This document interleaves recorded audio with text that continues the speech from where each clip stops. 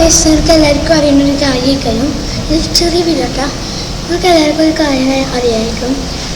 നമ്മുടെ back super 7 account ബാനായിരുന്നു. അത് നിങ്ങൾക്ക് അറിയാമല്ലോ, എല്ലാവർക്കും അറിയാവുന്ന. സോ അപ്പോൾ ബാനിട്ടാണ് കാരണം അപ്പോൾ പറഞ്ഞുതരാം. കാരണം ബാക്ക് സൂപ്പർ 7 ഒരു ഗെയിം കളിക്കുകയായിരുന്നു. ഒരു മാച്ച് സ്റ്റാർട്ട് ചെയ്തു. ഓക്കെ, കൊണ്ടുവന്നു. അപ്പോൾ ഓപ്പോസിറ്റ് ഹാക്കർ വന്നു. ഓക്കെ, ഓപ്പോസിറ്റ് ഹാക്കർ വന്നാൽ നിങ്ങൾക്കറിയാമല്ലോ, നമ്മുടെ ബാനാവും അവളുടെ ബാനാവും. അതിന് ഒന്ന് എക്സിറ്റ് അടിക്കുക, അല്ലെങ്കിൽ ഗെയിമിൽ എക്സിറ്റ് അടിക്കുക, CS റാങ്ക് കളിക്കുകയാണെങ്കിൽ അല്ലെങ്കിൽ ഹോണർ സ്കോർ നോക്കേണ്ട ക്ലാഷ് കോൾ കളിക്കുമ്പോൾ അങ്ങോട്ട് എക്സിറ്റ് ആവും. പക്ഷേ ബാക്ക് സൂപ്പർസാണ് ഇത് കളിച്ചിട്ട് തോറ്റ്. ഹാക്കറിനെ ഫ്രണ്ടാക്കാൻ നോക്കി ഹാക്കറിനെ. അപ്പോൾ അവൻ്റെ അക്കൗണ്ട് ബാൻ കിട്ടി.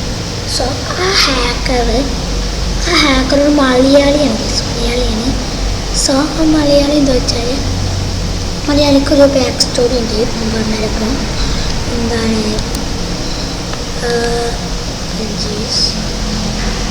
അവന്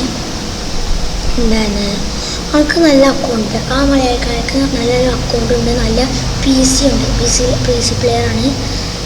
സോ ഒരു ദിവസം ഒരു മാച്ച് കളിച്ചു. അപ്പോൾ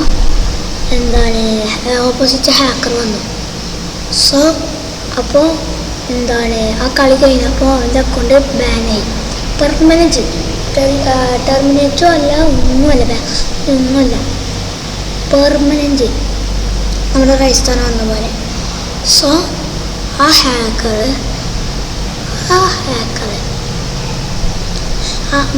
മറ്റേ ഓപ്പോസിറ്റ് വന്ന ഹാക്കറും ഇവൻ്റെ നല്ല അക്കൗണ്ടാണ് 8 പ്രൈമൊക്കെ തോന്നുന്നത്.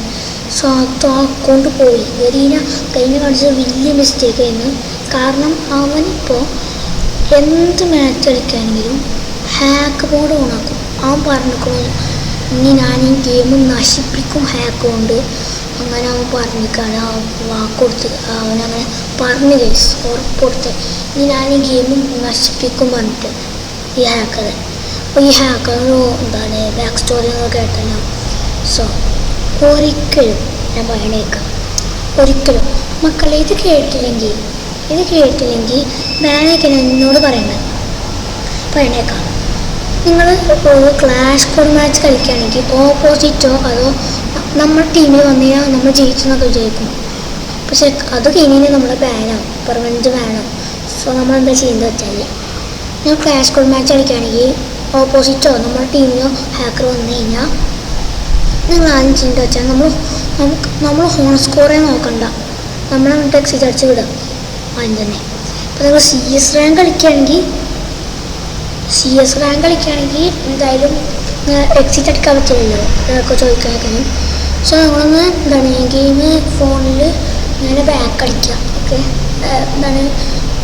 ഫ്രീ ഫയർ മൊത്തം ബാക്ക് അടിക്കുക. അപ്പോൾ AFK നമ്മൾ നോക്കിയാൽ വേണ്ടത് കളിച്ചാൽ മതിയല്ലോ. AFK നമുക്ക് തിരിച്ചെടുക്കാം, പക്ഷെ എന്തായാലും നമ്മൾ കളി. ഓക്കെ, സോ മറ്റൊരു ഹാക്കർ വന്നു കഴിഞ്ഞാൽ എനിക്കറിയില്ല കേട്ടോ. ചിലപ്പോൾ ഓപ്പോസിറ്റ് അല്ലെങ്കിൽ നമ്മുടെ ടീമിൽ വന്നു കഴിഞ്ഞാൽ എനിക്കറിയില്ല. വേണമെങ്കിൽ നിങ്ങൾ ചെയ്തോ, നമ്മുടെ ടീമിലോ അല്ലെങ്കിൽ ഓപ്പോസിറ്റ് ഏതെങ്കിലും ഹാക്കർ വന്നു കഴിഞ്ഞാൽ BRൽ ഓപ്പോസിറ്റ് വേറെ ടീമുകളിൽ വന്നു കഴിഞ്ഞാൽ നിങ്ങളെന്താ ചെയ്യുന്നത് വെച്ചാൽ വെറും BRൽ നിങ്ങളുടെ എക്സിറ്റ് അടിക്കാം. ഓക്കെ, ഹോൺ സ്കോർ നോക്കുന്നത് ഞാൻ പറഞ്ഞല്ലോ. ഹോൺ സ്കോർ നോക്കുന്നത് നിങ്ങൾ കളിക്കണമെങ്കിൽ മതി, നിങ്ങൾ കളിക്കണമെങ്കിൽ വന്ന് വെക്കണേ. ഞാൻ ഒന്നും പറയുന്നില്ല, ഓക്കെ, മാത്രം പറയുള്ളൂ.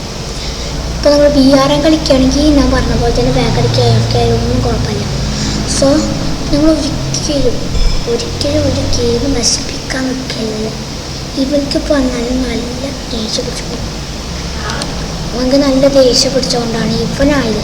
പക്ഷെ നിങ്ങളങ്ങനെ ആവാൻ നിൽക്കരുത്, നിങ്ങൾ ചീത്ത ആക്കും. സോ ഒരിക്കലും അങ്ങനെ ആവരുത്. ഇവനിപ്പോൾ നല്ല ദേഷ്യം പിടിച്ചാണ് 8 പ്രൈമൊക്കെ ബാഡ്സ് ഉണ്ടായിരുന്നു തോന്നുന്നു. അതൊക്കെ പോയി. ഓക്കെ, ഒരു ഓൾഡ് പ്ലെയർ തന്നെയാണ് പറയാം.